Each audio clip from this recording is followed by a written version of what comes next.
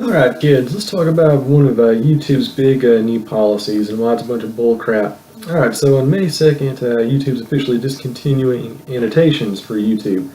And they give you this long song and dance about why they're doing it. They're saying, well, it's because it doesn't work on mobile, and 60% of YouTube's watch time is on mobile, blah, blah, blah, stats. And then they give you some unsighted references that, oh, well, if you use an end screen or a title card instead, that generates 7 times more clicks. Just feeding you a bunch of nonsense, saying they're easier to create the annotations. It's a bunch of lies. Basically, here's the thing. They're getting rid of annotations because they don't want people linking to outbound websites. They want to make it as hard as possible and easy as possible to control what kind of websites people click on YouTube. End of story. And I can now prove this to you because all you got to do is go over here to the actual cards that they're talking about. And basically what it does is it greatly limits what you can link to as far as outbound things.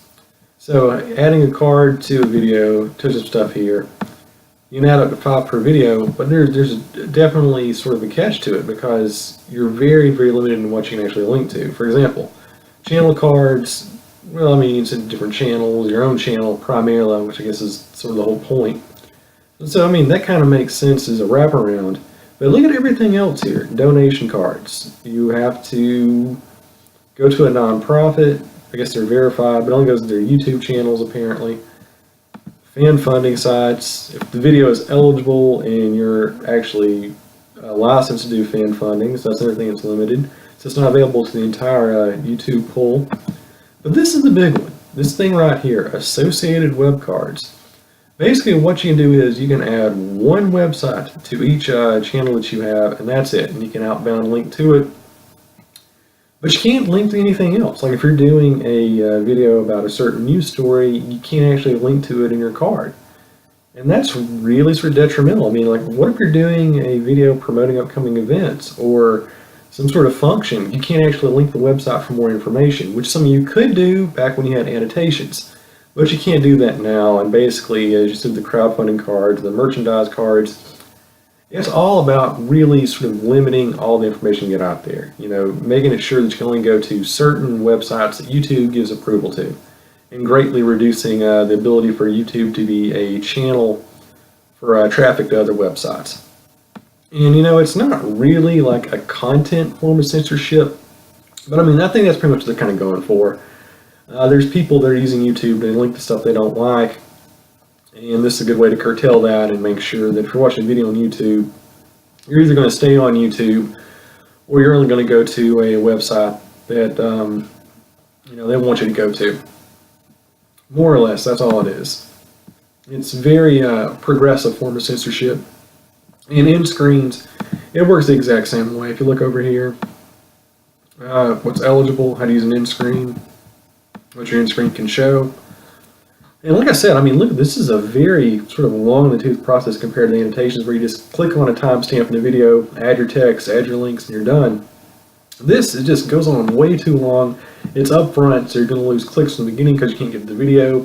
Once the video is already over, nobody even watches it anymore to begin with, so what's the point? Annotations, you actually get in there like during the middle of the video. And I guess this kind of keep the click-through rate on YouTube and keep people just concentrated actually on the website and not leaving it. And like I said before, as far as the end screens, they're even more limited than the little title card things. You can go to videos that are running on YouTube or playlists and encourage people to subscribe, just pander to them, like good that does. And you can also link to approved merchandise and crowdfunding websites. And just look at the criteria here. List of approved retailers. Oh, look at that. How about that? They actually have a list, or a full list of people that you can link to. That's a very condensed list of people that you can go to for merchants. So yeah, if you're trying to make money off like, t-shirts or hats, or you have your YouTube channel and you're making merchandise for it, unless you're in bed with one of these companies here, guess what? It's not happening. You're not going to be able to make money. You can't link to it. Let's order some crowdfunding sites here. Well, at least that's covers most of the bases. You're getting Indiegogo and Kickstarter and stuff like that. But I mean, still, there's plenty more of websites you can't go to. So if you have more than, one or two websites you want to pimp, you can't do it because you're locked to that one associated website, and you're basically married to that throughout your entire YouTube lifespan, which is not good. So basically my plea is, YouTube, I know you're trying to get rid of the annotations for whatever nefarious political purpose you want, but keep them around, because contrary to what you say, they actually are useful.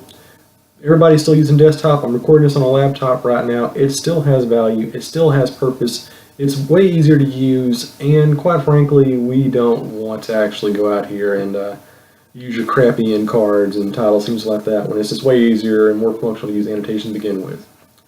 Alright, so that's my 2 cents. Feel free to disagree, but as far as I'm concerned, it's a really bad policy move by YouTube, and I think a lot of us are really hardcore about this in the First Amendment believe we should have those annotations. It's a good thing for consumers. I think if enough of us rally behind it and make our voices heard, maybe they'll change their tune. We'll just have to wait and see.